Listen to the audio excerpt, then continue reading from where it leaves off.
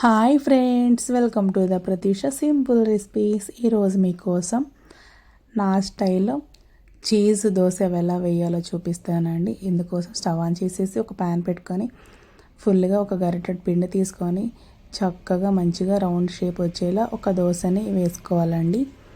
తర్వాత సన్నగా తరిగిన ఉల్లిపాయలు, సన్నగా తరిగిన పచ్చిమిర్చి, సన్నగా తురిమిన క్యారెట్ని యాడ్ చేసుకోవాలండి. తర్వాత ఒక 2 స్పూన్ల చీజ్ కూడా యాడ్ చేసుకోవాలండి.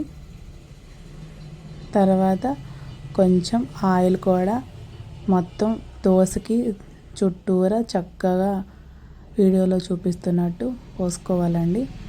మీరు కూడా ఒకసారి ఈ దోశ ట్రై చేయండి. నాకైతే చాలా బాగా నచ్చిందండి. చాలా టేస్ట్గా ఉంది. మా వారు చాలా బాగుంది అనుకుంటూ తిన్నారండి.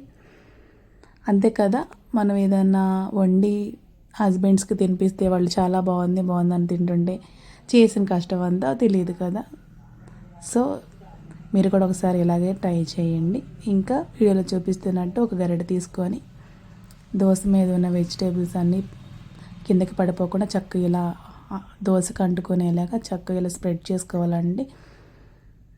చూసారు కదా, ఇలా స్ప్రెడ్ చేసుకుంటే ఇలా అంతా అంటించుకుంటూ రావాలండి.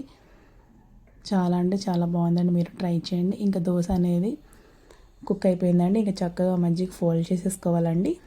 తర్వాత ఒక ప్లేట్లోకి సర్వ్ చేసుకోవాలండి. నేను ఎప్పుడైనా సరే టిఫిన్స్లోకి పల్లీ చట్నీతో పాటు ఇంకో వేరే చట్నీ ఏదో ఒకటి ఉంటుందండి కాంబినేషన్లోకి. ఇక్కడ నేను పచ్చిమిర్చి టమాటా చట్నీ యాడ్ చేసుకున్నానండి. చాలా బాగుంటుందండి కాంబినేషన్. ఇంకొక బైట్ తీసుకొని తింటుంటే చాలా టేస్ట్గా ఉంది. చాలా చాలా బాగుంది. మీరు కూడా ఒకసారి ట్రై చేయండి. అంతే, సింపుల్.